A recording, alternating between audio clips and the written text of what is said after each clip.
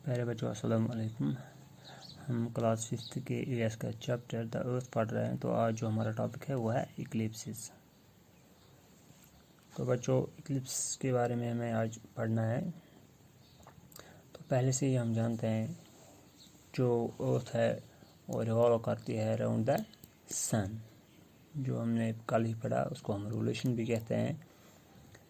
तो जब अर्थ जो है ये अर्थ हमारा प्लैनेट है तो ये रिवॉल्व करते हैं अराउंड द सन। तो ये अपनी पोजीशन जो है वो चेंज करती रहती है क्योंकि ये रिवॉल्व करती है अराउंड द सन। इस तरह से मून है, ये सैटेलाइट है, नेचुरल सैटेलाइट, ये रिवॉल्व करते हैं अराउंड द अर्थ। ठीक है। तो जो प्लैनेट है, planets revolve around the sun and जो ये है मून, ये अपने सैटेलाइट है, satellite revolve around the earth. ठीक है ना। ये नेचुरल सैटेलाइट है। ठीक है। मून जो है ये नेचुरल सैटेलाइट है जो सन के अराउंड चक्कर लगाती है। ठीक है। तो ये रिवॉल्यूशन की वजह से जो ये रिवॉल्व करते हैं ये बॉडीज़, ये अपनी इस रिवॉल्यूशन की वजह से अपनी पोजीशन लगातार चेंज करती रहती है। तो ये पोजीशन जो ये चेंज करती रहती है, इनकी वजह से ही इक्लिप्स बनता है। इक्लिप्स का मतलब हो गया ग्रहण। ठीक है ना। इक्लिप्स का मतलब हो गया ग्रहण। Eclipse is nothing but it is partial और complete hiding of one heavenly body by another by its shadow. Partially या कंप्लीट हाइड करना, एक हेवनली बॉडी दूसरी हेवनली बॉडी को छुपा देती है। ठीक है ना। एक हेवनली बॉडी दूसरी हेवनली बॉडी को छुपा देती है अपने शैडो की वजह से। इसी को हम बोलते हैं इक्लिप्स यानी कि ग्रहण। तो जो ये ग्रहण होता है ये दो किस्म के होते हैं। एक होता है सोलर इक्लिप्स, दूसरा होता है लूनर इक्लिप्स। जो सोलर इक्लिप्स है ये हो गया सूरज ग्रहण और लूनर इक्लिप्स हो गया चांद ग्रहण। ठीक है बच्चों। यहाँ पर यहाँ पे फिगर बनाई गई है पिक्चर, तो इसको हम अच्छी तरह से समझते हैं। तो पहला जो है सोलर इक्लिप्स यानी कि सूरज ग्रहण। तो बच्चों यहाँ पे ये सूरज है, यह है सन, दिस इज सन, और ये हो गई अर्थ और यह है मून। ठीक है। तो क्या होता है, जो मून है ये रिवॉल्व करते हैं अराउंड द अर्थ और अर्थ रिवॉल्व अराउंड द सन। तो एक टाइम ऐसा आता है जब ये मून इस अर्थ के अराउंड रिवॉल्व करती है अपने ऑर्बिट में, तो ये बीच में आती है, ये एक कतार में आता है, स्ट्रेट लाइन बनाती है। ये मून आती है सूरज और अर्थ के बिटवीन। ठीक है ना। और जो सूरज की किरणें पड़ती है अर्थ पे तो ये उनको ब्लॉक करती है। तो सनलाइट जो है ये इसको ब्लॉक करती है। कौन? ये मून जो बिटवीन है, जो इस वक्त अर्थ और सन के बिटवीन आई है मून। तो ये मून ब्लॉक करती है सन के रेज को। ठीक है ना।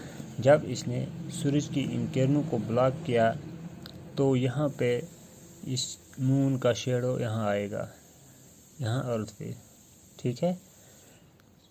तो इसने हाइड किया इस सन को, सन की लाइट को यहाँ तक नहीं पहुँचने दिया अर्थ पे।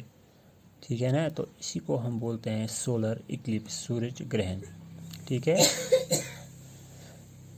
तो moon blocks sunlight from the earth, some sunlight from the earth and a solar eclipse takes place. जब मून सूरज की किरणों को ब्लॉक करती है, अर्थ पे जाने नहीं देती है, तो ये ब्लॉक करती है क्योंकि ये बिटवीन, ये दरमियान में आती है। ठीक है ना। तो उसी वक्त हम बोलते हैं कि सूरज ग्रहण है। ठीक है ना।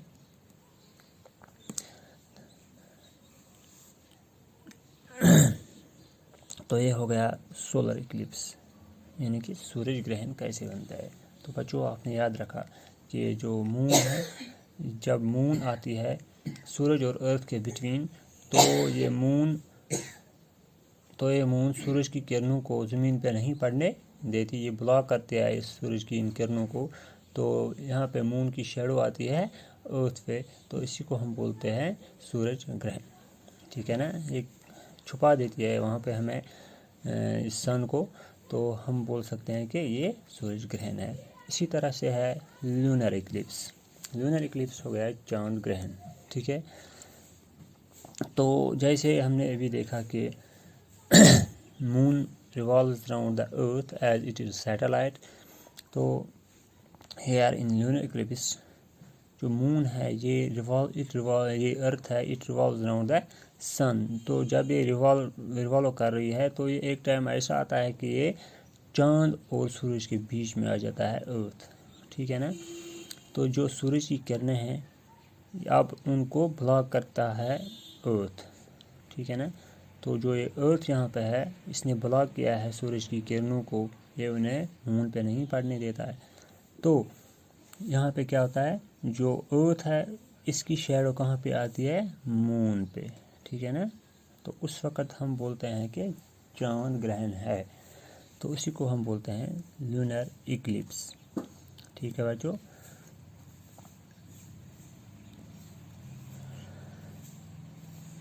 What happens in this picture? When Earth does come between the sun and the moon passes through the Earth's shadow, which causes lunar eclipse. तो इसी को हम बोलते हैं lunar eclipse।